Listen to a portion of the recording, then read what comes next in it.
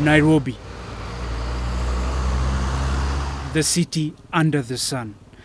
A city characterized by the hustle and bustle of each waking day. But it is also a city of endless opportunities and a land rich in culture and history. Over the years, more and more remarkable structures have come up in a seemingly race to touch the sky. These structures tell a story, a wonderful story of growth and opportunity. But they also give Nairobi an identity that is unmatchable.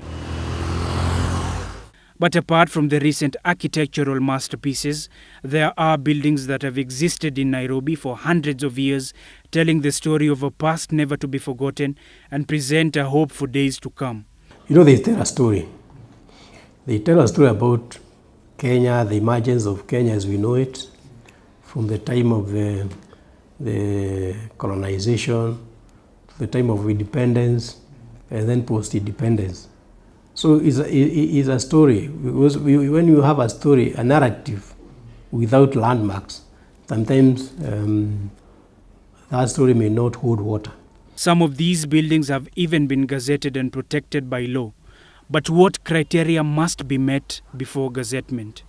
The building does not merit gazettement, or it merits gazettement based on its age, for example,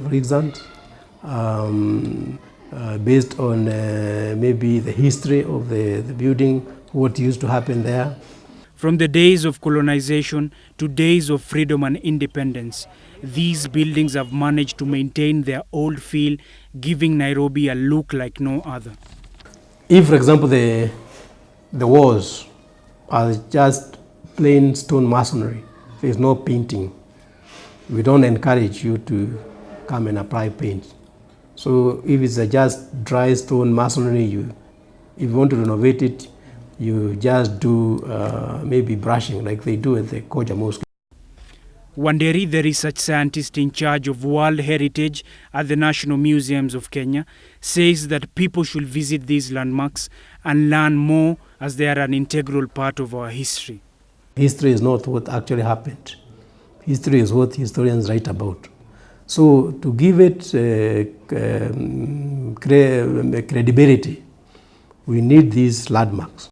There are great things that make Nairobi the great city that it is today.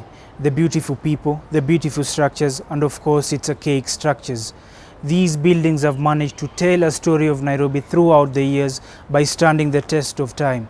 It is now upon us to return the favor by preserving them.